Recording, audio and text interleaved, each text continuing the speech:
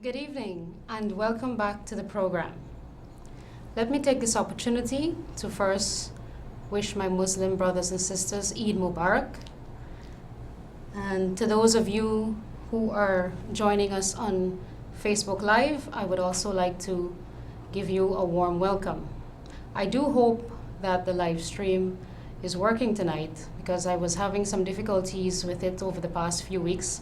I was blocked from streaming on Facebook for some reason. But the program now has its own Facebook page, Making the Case.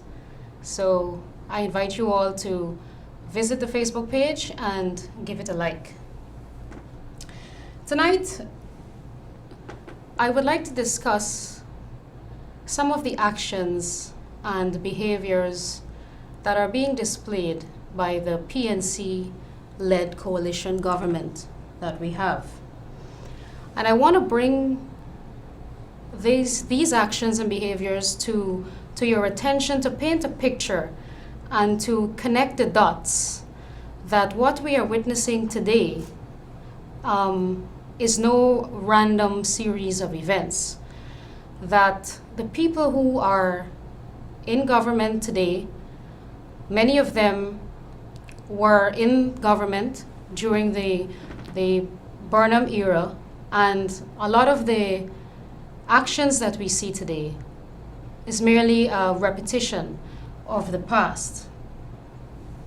A young man called me last week on the program, if you can recall, and he wanted me to tell the viewers that he was making the point that LFS Burnham was once a founding member of the People's Progressive Party. And that is so. He was LFS Burnham, it was a union leader at the time. He was very educated and very charismatic, as we all know. I would like to quote from Dr. Chadi Jagan himself. For those of you who have this book, The West on Trial, by Dr. Chadi Jagan, it's an excellent read. And I just would like to quote from this text, page 98, when it spoke of how the party was found. So it says here on page 98, in January 1950, our party was formally launched with LFS Burnham as chairman, Janet as general secretary, and myself as leader, and my surgery at 199 Charlotte Street as its first headquarters. Actually, Ashton Chase should have been chairman, but he gave way to Burnham, who had an impressive scholastic record. He had won the Guyana Scholarship before going to England to study law. In London, he had become president of the West Indian Students' Union. Two militant organizations then largely influenced us. From the Progressive Party, formed by Henry Wallace and Paul Robeson to fight the new U.S. Cold War policies, came the name the People's Progressive Party. So, LFS Burnham and Chadi Jagan, for the young people who are not aware, they were founding members of the People's Progressive Party before the split that came in 1955. And actually when the gentlemen split, there were actually two factions in the People's Progressive Party. The Burnham faction, the Burnham-led faction, was not immediately renamed the PNC. He actually kept the name the People's Progressive Party for several years before the name changed. And for the older folks and the younger the British encouraged Jagan was seen more seen as a communist, whereas Burnham was socialists and less extremists and more acceptable to the British and the Americans. And of course, we know about the atrocities that took place under the Burnham era. The point I'm making is that the PNC has a track record of authoritarianism and dictatorship. And many of the events we are seeing today is a continuation of that ideology. And if we are not aware of our history and we're not aware of the events of the past, these things may seem like random events. But when you connect the dots, you will begin to see a pattern emerging. Dictators are not, they don't appear overnight. It is a series of events that take place that allow these people to rise to dictatorship. And it's usually the silence of a population, the silence of a nation, that allows them to ascend to that kind of a throne as opposed to a government that serves its people. Let us not forget that it was the PNC in 1974 that declared itself to be paramount. That is, that the party was above every institution in the state, including the courts and the state itself. Their abuse of the electoral system, as we know, rigging of elections, that is in their history. It's a pattern. And we can make reference to what is going on today as well. Also in 1978, for the older folks who will remember and for the younger folks who may have read, in 1978, there was a referendum to end all referendums. And I walked with me tonight another text called Justice. This was written by a Jesuit priest, Father Andrew Morrison, The Struggle for Democracy in Guyana, the years 1952 to 1992, when the first free and fair elections were held. It's an excellent read. I recommend it for anyone who is willing to, who has an interest in researching our history. And I would like to read a portion on the referendum to end all referendums. And I quote, "The most remarkable struggle of the Guyanese people, which was no less intense for being orderly and nonviolent, was the campaign to block the ruling party's plan to rob them of their right to be consulted before fundamental changes were made to the Constitution.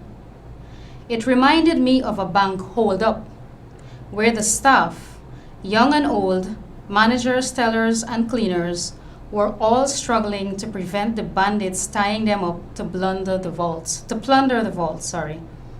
The struggle began when the government, in a surprise move, introduced the Constitution Amendment Bill 1978 in Parliament on April 1 to alter Article 73 of the Constitution.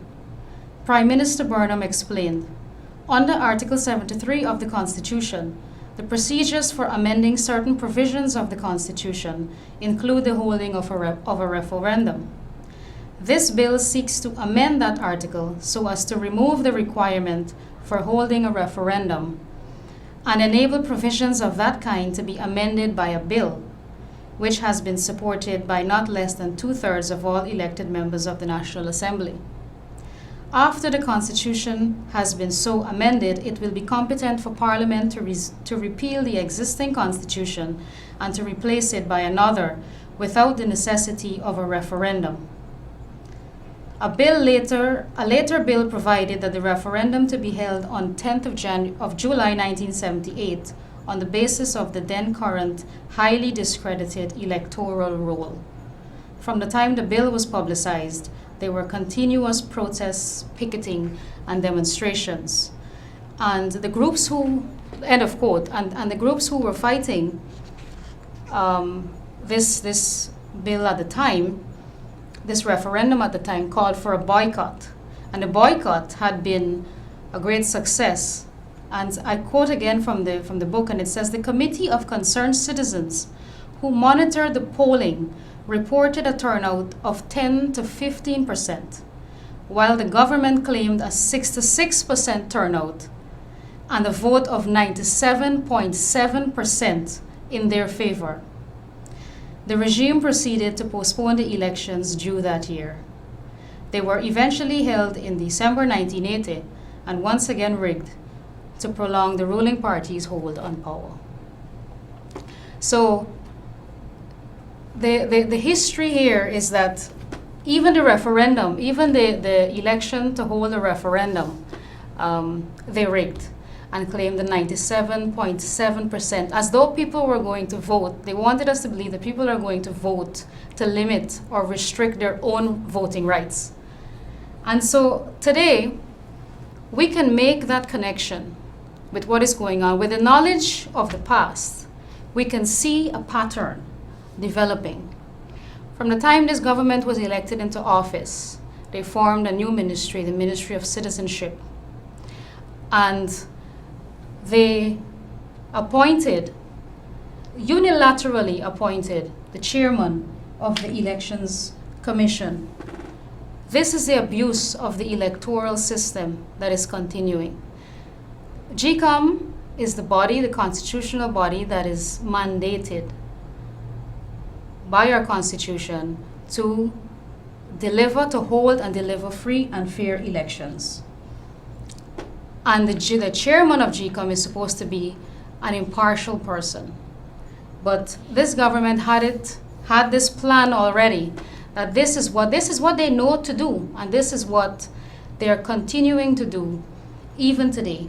So when we see these things, we are able to connect the dots with the knowledge of the past. And even with the little things like the extravagant spending in the government, the $1.6 billion being spent more per year on dietary allowance, on food, the extravagance we see in the parliament, the alcohol and so on, that is the frivolous things that our money is being spent on. There's a history of that as well. Father Morrison spoke about such a thing in the book as well. He spoke about the extravagance that existed under Burnham. On page 295 of the book, he says, under a chapter named Burnham's High-Flying Trips, and I quote, "On his return from the Commonwealth Conference in Melbourne in October 1981, President Burnham, at a press conference, was asked the cost of his recent trip to Australia for himself and delegates. The president gave the impression that he couldn't care less how much it costs. Brushing aside the question and looking at me with an expressionless stare, he said, 'I don't look into those matters. I have a staff that does.' He added, 'I may mention that the charters cost less than going commercial. Those are housekeeping matters for my staff. Next question.' The cost of a chartered 707 jet for more than 10 days flying halfway around the world with a party of 40, all of whom receive personal allowances apart from salaries, could only be measured in millions," we commented. Yet the president was not concerned, neither were the people told the costs. A similar party had flown in the same chartered jet to the royal wedding in Britain. Again, the cost must have been astronomical. And they talk about the amenities that were on board. Things that we hear about now, I did not even know existed then. So the priest went on to explain about what the menu was like, with the cayman and the palm tree painted on the fuselage of the aircraft, and the glossy menu cards in white and purple, and the alcohol, the Johnny Walker Black and the red label, and the Remy Martin that was served on board. So we can see that nothing that we're seeing now is new. All of these things existed before. Those people, many of them, are still in government today. And so these things, we have to stop them. We have to stop them because we see a pattern and we know it's going to continue. This is why it's important that we know our history. We must know where we came from, and we must know where we're going. And so I want to encourage the viewers to call. It's just us tonight. Call in. Let me have your views on these issues. I'm sure the older folk may have some of their own stories that they would like to share. Now this brings me to a more current issue on corruption. The Auditor General in a recent new report, Mr. Deodat Sharma, he highlighted the issues of sole sourced contracts and the increased breaches of Guyana's financial laws. In addition, he spoke about the non-implementation of recommendations for corrective action to be taken. Now, the government spent $150 million of taxpayers' money on 45 forensic audits. First of all, two things were wrong with the audits. The companies that did the audits were handpicked. And second, the president himself in 2016 admitted that the audits did not find sufficient evidence to bring criminal charges against any former government official. And you may remember in the 2015 campaign, and even in the years that the PPP were in government, they were heavily criticized by the APNO, AFC-led coalition, that the PPP were corrupt, all of the ministers and all of their officials were corrupt. This tune they sang relentlessly, and up to today, 4 years later, over 4 years later in office, not a single conviction. These were all lies peddled to win an election, and many persons fell for it. So after all of the accusations leveled at the PPP, 4 years later, there's no conviction, and the president himself admitted that nothing was found. Then we can talk about. Let me take a few calls, and then I will continue, because there's quite a lot to discuss tonight. Caller, good evening. Good night, Susan. Good night. It's so amazing that you could be so precise on the situation that is going on right now and relate it back to what is going on under the PNC and show that it's a replication. Anyway, I wanted to the hearers and the listeners, the viewers of this program, to contemplate.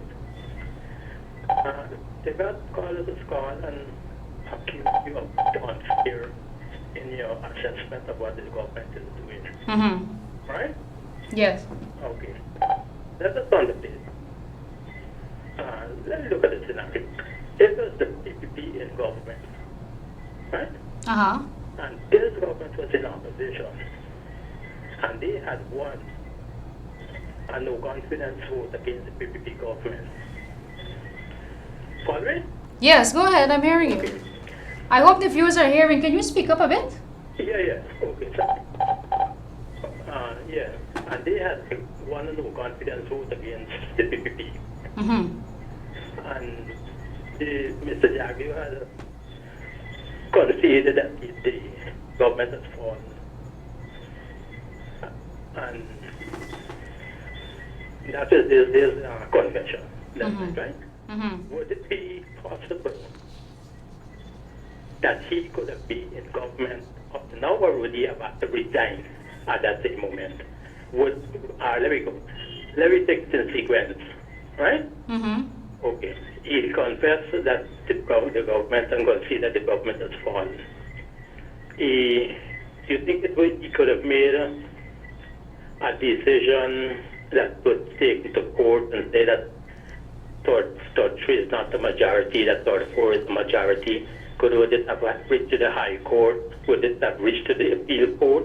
And even to the CCJ if they were in opposition? Let me contemplate what would be the course of action with them. Yeah, we know there can be many scenarios. Yeah, I've asked the viewers and the listeners to contemplate what would have been the course of action had this government been in the opposition and the PPP confessed and conceded that had lost, and then we track all what they said. They take another course and say, third 3 is not the majority, third 4. You imagine if the PPP could have presented those arguments to keep themselves in the office. Okay, all right, that's one part. What is the thing with the advisory from this U.S. State Department? Yes. Is it possible that this advisory is not to be taken literally? Because according to how I am hearing some government when it is saying the advisory means that Guyana is a safe place. And you hear the Commissioner of Police also seconding what he's saying. So like it's everything now, like the English language has become not a literal language. Yes. Everything has become like is the symbolic language and a figurative language now. You can't take the English language to mean what it's saying. Correct? Yes, correct. And I'm glad you raised that, because it's this administration will tell you that you didn't see what you saw and you didn't hear what you heard. Exactly. And they expect you to believe that, as though Guyanese are dumb, blind, stupid. No. What I'm saying, it had a guy on Christopher Ram interviewed the other day, and he was saying that the 34 or the 33 is not to be taken literally, right? So it means now like they're taking this country into a delusionary kind of interpretation. Yes, all reason and logic is out the window. It's anything to keep them in there. The English language is not literal anymore. It has a symbolic meaning, it has a figurative meaning. But why should we accept their reasoning? They don't want to accept the literal meaning of things. Why should we accept their symbolic and figurative interpretation of things? Yes. Right? So you be very resolute in what you're saying and firm. Don't let nobody call you and dispute your fairness. Right? All right, caller. You put them in the same position if people was in government and this government was in opposition, what would be the course of action? Yes. This government is at stake. Anytime they accuse you of being unfair. All right, thank you, caller. Had the roles been reversed and the PPP were the ones in government and there was a no confidence motion passed, we know what would have happened, because one, there would have been a lot of unrest in the country, and second, if you can recall, in 2015, before the official election results were even announced, there were persons at office of the president already ready to tell people to get out, and they were chasing people out, and the results of the elections were not even announced as yet. And even though the PPP challenged the results of the election, and there is still an elections petition that is still to be heard, the PPP acted responsibly, and their actions were to maintain peace and order and to allow for a peaceful transition of power. The PPP handed over power even though there were many discrepancies with the results of 2015 elections. So we can take comfort that the PPP administration will not abuse their power. Let's go for a minute to the broken promises of the APNU AFC government. So we heard the Prime Minister Nagamutu recently talking about free UG for all the students. Recall the $9,000 a bag paddy. This is the type of promise that is. Their promises never come to fruition. Their language is loose. Their language is very, very irresponsible. Before you make a promise like that, tell the people what the plan is. How are you going to pay for this? How are you going to implement this? Where is the money going to come from? Politicians should not be allowed to take a microphone or stand up wherever they are or wherever they have an audience and just speak nonsense off the top of their heads. They have a duty and a responsibility to the people of this nation, and we are listening to our leaders. And if this is how you're trying to convince us to vote for you, it won't work a second time, because you've done this before. You've lied to the people before.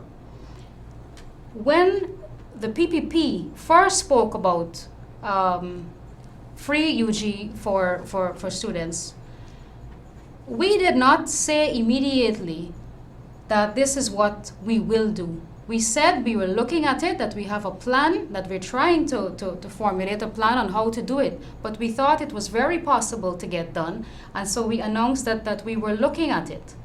And that is the kind of responsible language that is required. And believe me, once that plan has been approved, you will know about it. The APNU and the AFC are always following the PPP. They can never come up with their own initiatives. They always follow our lead. We have a caller on the line. Caller, good evening. Sorry, I missed that caller. So the PPP said that we were exploring and consulting on how to make that promise a reality. Now, I have a video to play for you in regard to this same issue, and you will hear the president for himself make another promise.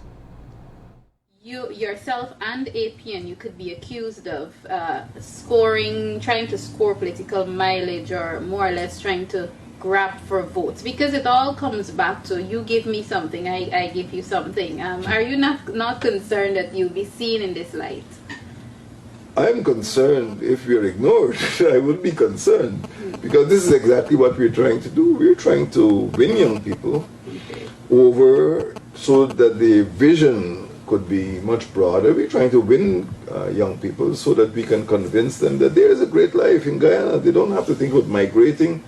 They don't have to think about becoming second-class citizens. I want to paint a bright vision for them. That's why during the campaign we spoke of a good life for all Guyanese. And I want the young person to know that a Partnership for National Unity is going to give him or her that good life, good education, good jobs. For example, in the field of employment, I have promised publicly that every graduate, and I might have mentioned it on a previous public interest program, every graduate from university will be given a job within 12 months by a Partnership for National Unity government. Once you graduate from university, within 12 months, the government will find you a job. The last thing you heard tonight is that David Granger promised every university degree graduate a job within 12 months of graduation. So you just get that a blank check.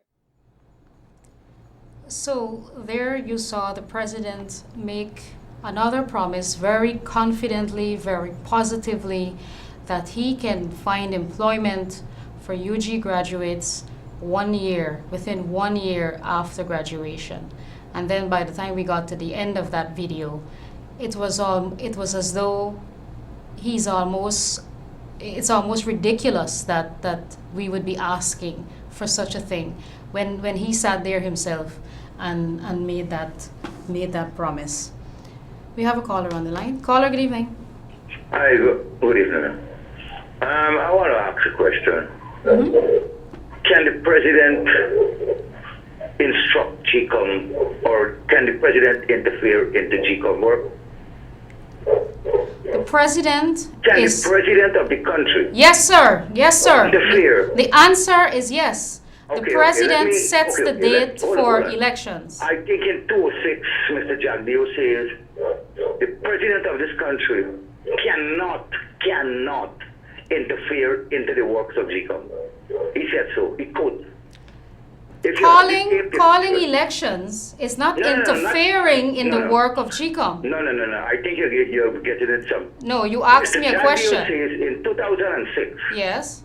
that the president of this country Mm-hmm. cannot Mm-hmm. interfere into GCOM's work. In other words, he's saying, he quotes saying that the president cannot tell GCOM to announce a date. When GCOM is ready for election, GCOM will pass on the word to him, then the president of the country will announce the date. Can I respond now? Yes, sir. Can I respond now? Yes, he said so though, right? President Jagdeo, at the time, he is correct. The president cannot and should not interfere with GCOM. Okay, That thank is you. very Thank you. separate. That is very separate from announcing a date for elections. The Constitution requires the president to do so. Especially in the passage of a no-confidence motion, he has 3 months within which to call elections. This is a provision in our Constitution, and GCOM is very aware that at any time they have to be ready for elections. And 90 days or 3 months is more than enough time to call and hold an election. They have done it within 60 days in the past. They have done it within 40 days in the past. We showed a table. I'm sorry I don't have that table with me tonight, but Christopher Ram had published a table a few months back showing how long it took between the calling and the holding of elections in the past. And all of it was within 90 days. The PPP had never overstayed their time in office. They were never unconstitutional when in government. Caller, good evening. Good evening, ma'am. There is something I would like to highlight on this show. Sure. Because I find your program very interesting now. I live on the west coast of Demerara, and I'm a concerned parent. Okay. As many means are there, school there. The government claiming that free education from nursery to university. And at that school, the school got to read, parents got to put money. Parents in anything, parents got anything, buy for the school, parents, the teachers that take money. We show, they got the show frequently. And Yes. as the kids, children got to buy and go and see the video, avoid them from getting there. Yes. The classroom. Yes. So I would like to highlight this. Every single thing you're paid for. Yes. Even the remedial. Okay, caller. Okay, thank you, ma'am. Thank you. This promise of free education from nursery to tertiary is so ridiculous. This is the government that cannot find $10,000 to give the school children. They cannot find the $10,000 to restore what the PPP had during their tenure in office, to give each school child $10,000, but they're going to give the UG students free education. Who are they kidding? Who do they expect to believe these things? I don't know who they're talking to anymore. I don't know who their supporters are anymore. In fact, the Prime Minister Nagamutu, I think he put the final nail in the coffin of the AFC today with the reinstatement of Sherrod Duncan as General Manager of the Chronicle. I think the AFC, if they weren't finished before, they're finally dead after today.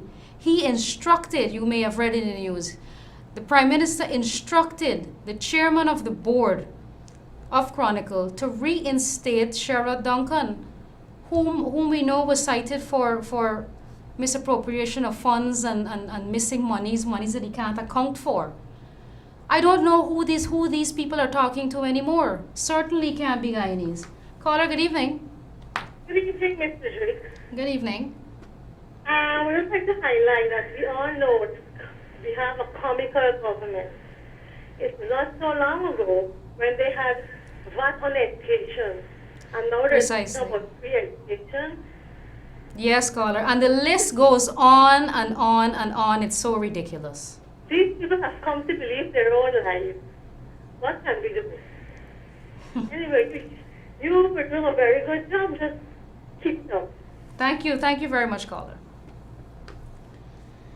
So the call is right. I don't know. Maybe they say if you say something over and over again, you start to believe it, or maybe it becomes the truth. Maybe that's what the members of this government are doing, because they're delusional. They're in space. They're not connected with what's happening on the ground. Caller, good evening. Good evening. Caller, please turn down the volume of your television. Yes, we're spending all the money to send his children to school. And the president said must sell plans, it's even cocoa price. How does that sound? That is the president said, sell plans, it's chip and cocoa price, entrepreneurs. Now he went and said, Yes. obviously. All right, caller. Thank you. Okay. We have the members of the government behaving with impunity as well. We can go down the list. Now we can talk about the ministers of the children of ministers just being allocated monies. You know, they're not even creative to try to find ways to siphon off money. They're so desperate now, they're just going to write each other checks and just transfer monies out of the Ministry of the Presidency. They can't even get creative on how to try to spend taxpayers' monies. And we go to a very important issue of whistleblowing that is taking place within the government, and I think this has them really confused right now, the amount of leaks that are coming out, because people are fed up, and not only the people on the outside but the people on the inside. And that brings me to the firing of the entire personnel department and an accountant at the public service ministry, the new public service minister, Ms. Tabitha Saraboe-Haley, who fired her entire personnel department after less than 3 weeks of her appointment. This is not the job of a minister. A minister is not concerned with the day-to-day running of a ministry. A minister's time is better used addressing his or her mind to the promises that were made in his or her party's manifesto and trying to fulfill those promises that they made to the people of this country. That is a minister's job. A minister's job is formulating strategy, coming up with programs and plans to better serve the people, not with the day-to-day running of the office of the ministry. That is the PS's job. But I suspect, and we can speculate, that it's the whistleblowing and the leaks that have them scattering and maybe trying to find out where the leaks are coming from. So the people on the inside are not about to cover up these criminal activities, because some of these activities, many of them, are criminal activities, and it's just time for many, many more to surface. Just as how the opposition's duty is to keep government accountable, to make government accountable for their actions, so too are the public servants. Public servants have a duty to the people of this country and to the office that they hold. They have a duty to ensure that they carry out the functions of their office, and blatant misappropriation of funds like this is cause for concern. And the persons who are sending this information, you know, they are the true public servants. They are the true guardians of the public's interests. Caller, good evening. Hello, good evening. Hello. Hi, good evening. You're on the air. I want to tell you something. Yes. That me, is a PP man, I go put you home. But what I try to tell you, that if we win this government again, Yasha will be in fire. The PNC government got criminal who them got to do them kind of disturbances. This is what we got to look at. Okay. So, this is what bothering me. The fire in Jashong would never out. To me. I don't share your opinion, and I would like to comfort you by telling you that you can see the lack of enthusiasm with the APNU AFC supporters. As I said before, I think the AFC has been demolished. They are over. There's no more AFC. Their supporters have abandoned them. And I think many of the APNU supporters have done the same. They don't have this kind of enthusiasm and this momentum behind them. They disappointed their own people. Their own people are fed up with them. Their own people want them out now. I don't believe that we are at that part of history where we will see that sort of repetition of violence and so on. I may be wrong, but I sincerely don't think that we are at that stage. I think their own supporters are ready to put them out. Because what I'm trying to say, that the people them so get so stupid that they burn down the school in London. They so born till them born their own school. So when the school opening, they're gonna place the children. So you can just imagine how they're ignorant. Okay, and how the PNC people got the people stupid. Just promise them and give them a little food, go and protest on the road. All right, give them a little food and water and go and protest and burn down places. Okay. All right, thank you for coming through. I really do not think that the PNC or the APNU has that kind of backing anymore. Look, we can look at some of the things that happened. Recall December 21, 2018. Your government is about to be faced with a no confidence motion that will be debated on that day and voted on that night. And they tried to rally. They sent out messages and they had flyers and they had their people on the ground trying to rally people to come in front of Parliament to protest. They wanted to get 800 or 8,000 people, I think, there to protest on December 21 last year. They couldn't even find 80. They were ready to pay people to go out there and protest, and they couldn't even find 80 people to stand out there and to support them on a day such as that, a day when their government fell. They couldn't even find 80 people to stand with them. They are finished, and that is why we see this type of behavior, this type of blatant misappropriation of funds, and people, they're losing their minds. And the longer they're staying there is the worse they will make it for themselves, because they just keep digging a hole for themselves all the time. I don't know how they're going to crawl out of this one. Caller, good evening. Hi, good night. Good night. I think last week someone was telling you about concerning the war between the president and government and something like that. But I want to ask you a question. Who is the one that take away thousands of workers, job from workers? Who they must blame? You got me? Yes. Like 3 days ago, I was coming from Mahika. I saw a woman in a trench. She was cleaning a trench, a big broad trench. I estimate her like she was like 50. Okay. I don't think she deserved that job. Maybe she might have 3-4 kids. Yes. She at that age, you know, in the trench, cleaning a trench.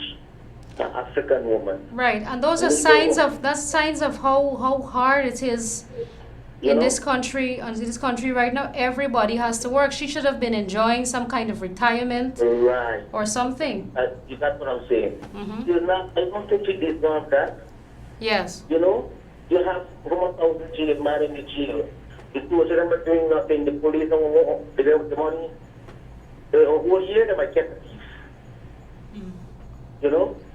Get them out and let the man feel free and bring them to the jail. Let them go and do the work. Put the soldiers to watch them. You got a mother in the church. More than one in fact, I see. Maybe when my kids, they got a church, clean the church. Then I say, but we're blaming the government for jobs. You know what I mean? He goes to Raleigh and sees them and have 1,000 workers suffering. Right. He got to blame. All right, caller. Keep a good job up, though. All right, thank you very much for coming through. Hello, caller, good evening. Good night. Good night. Yeah, I just called to share my concern in Shorten Duncan. Sure, go ahead. Yeah, Shorten Duncan case was the problem he had with the Chronicle. The case is ever got to the board of the case. They had a body way by there after consulted, he could go back to the work. You're asking me? Yeah.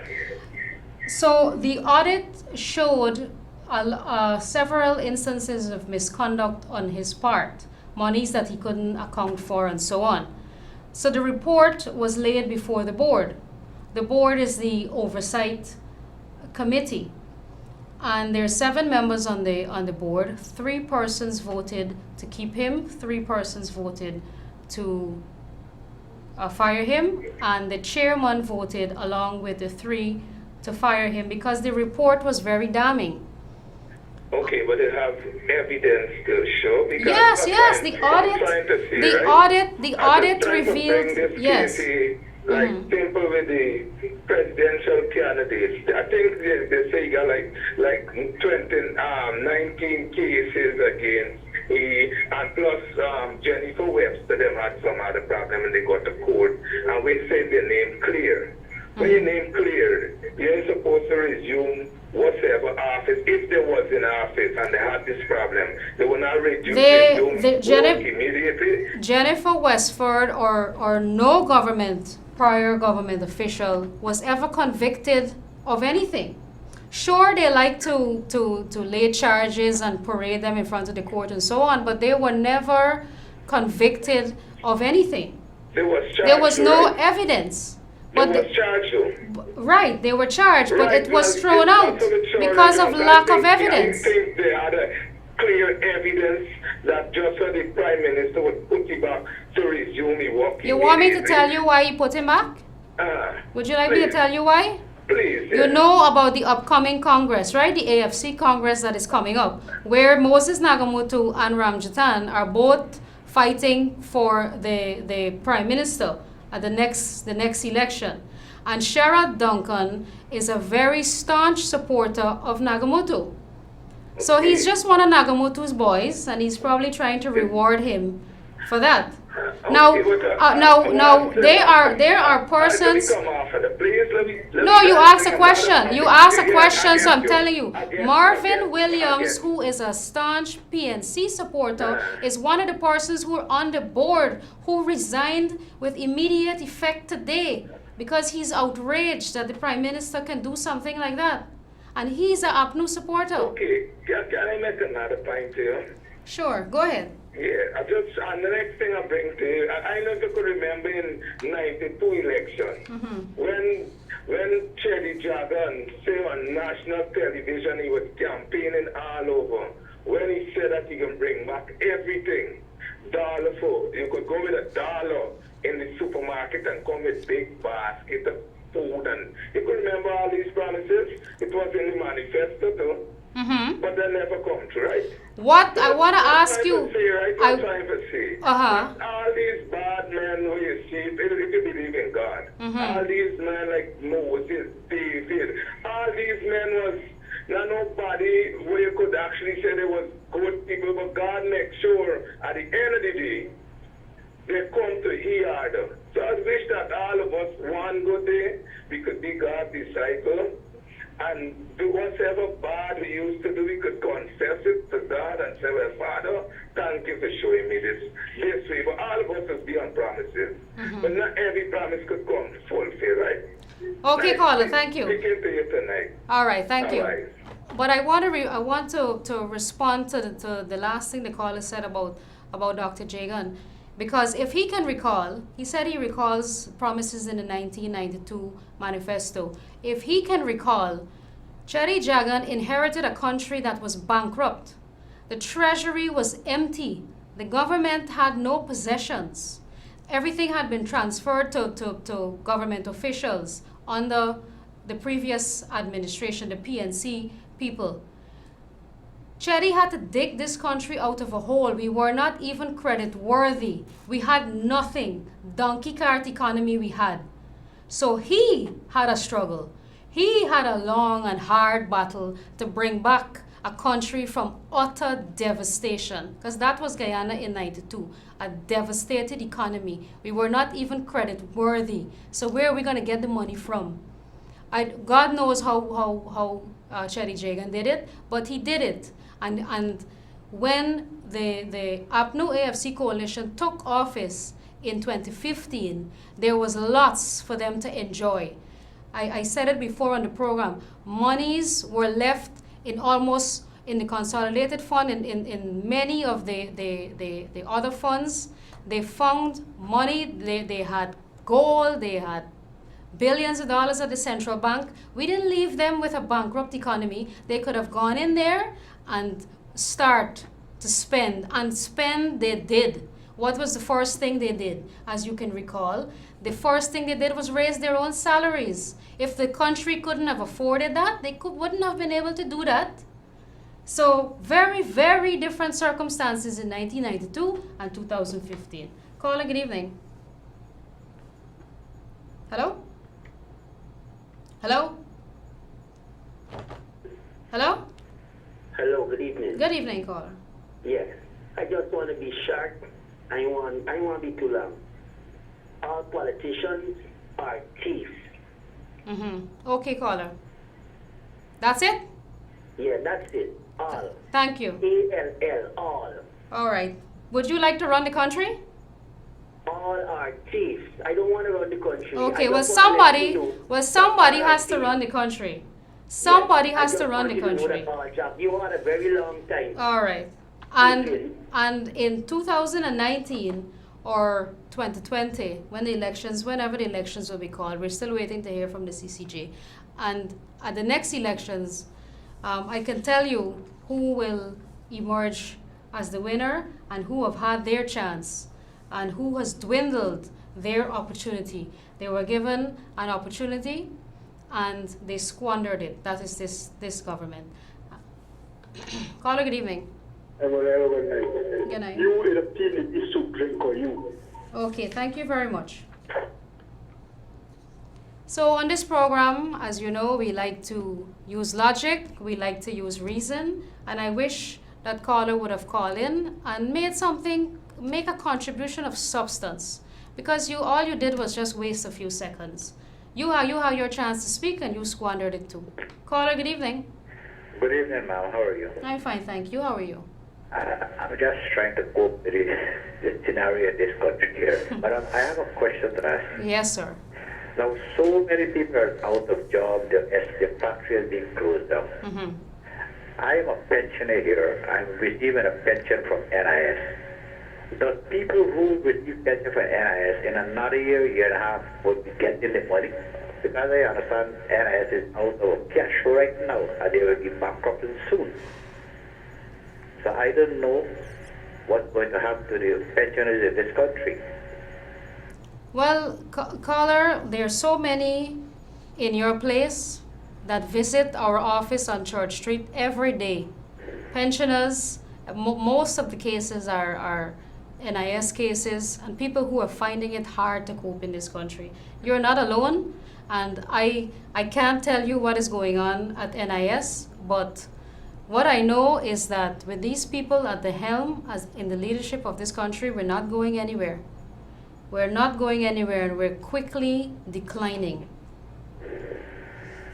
So, but we will keep an eye on that. I see I only have a few minutes more, and I want to say this to those of you who are listening. We have to make a serious choice at the next general elections. This is no more time for jokes. We know that there are two major parties in this country, and one out of the two of them will be victorious at the next general elections. I have my ideas on who will form the next government. You may have your ideas. But what I'm saying is that we are faced with a choice of these two parties. And you have to make a decision. You have had a look at what the PPP is capable of doing, how they deliver, and you've had a look at APNU AFC, the coalition government. Nobody can blame you for wanting to have a look. And so you did. And now it's time to choose. And the facts are staring us in the face of who will make a better administration. Now let me say this to you. No party, including my own, is entitled to your vote or has a right to your vote. Every political party has a duty to convince you, to come to you and to make their case as to why they would make a better government for Guyana, as to why they would make a better leader for you. These policies are usually in the party's manifesto, and so we can have a look. Guyanese have to be more vigilant. We have to be focused on the issues and finish with this PNC and PPP and what happened, what the PPP did and what the PNC did. And we have to take persons with their promises, and not only an empty promise, me coming and tell you or anybody coming and tell you this is what we're going to do. Show me how. Show me how you're going to do this. Where are you going to find the money from? We have said that we will find 50,000 jobs at minimum in the first 5 years, and we have a plan, and we have said so publicly. You can go and research it on how we can do this. The manifesto refreshes my memory on something that happened a few months ago when the PPP held a stakeholders forum, and we invited over 150 organizations at an all-day event to listen to these organizations from civil society, from the business community, from the religious community, from sporting organizations. Over 150 organizations showed up, and we sat there and we listened all day. I participated in that event, taking notes all day, and then at the end of the day, reporting back to the people who were there to make sure that we covered all of their points. This is the type of initiative that makes me proud to be a PPP supporter. This is the type of initiative that sets the PPP apart from any other political party. In addition, any aspiring president has a duty to walk the ground, to meet people, to consult with people, to make himself human, not to appear as a Stalin and unapproachable, and security around you, and the ordinary people can't approach you and speak to you and see you. The president has to be approachable. He has to be visible to the people. As a caller said last week, we enter into a contract with a government, and the contract is the manifesto. And if you breach the manifesto, or you break your promises and you don't deliver, we have a duty to break our arrangement with you at the next election and vote you out. That is what we do as a result of your broken promises and failure to deliver. And as long as we are able to secure, to be secure in our democracy and guaranteed, as long as we're guaranteed that our electoral system is free and fair, then we should not have no fear in giving any political party a chance at governing. The problem with that, though, is that the current administration is displaying over and over through its actions an intention to compromise free and fair elections in this country. They are preventing us from going to the polls by refusing to call elections, as was mandated by our constitution after the no confidence motion. And they are infiltrating the electoral system by selecting or handpicking the chairman of the Guyana Elections Commission. How can we sit idly by and allow this to continue to happen? If we allow them to steal the next elections, we can be guaranteed of another 28-year rule from them. It is our duty to stop them. How can we find ourselves in this position in 2019? This is pre-1992 stuff.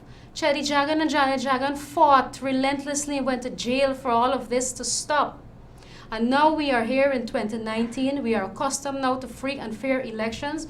We cannot sit idly by and allow this government to rob us of the opportunity to go to the polls and to have our voices heard. Free and fair elections are important because with a vote comes a voice.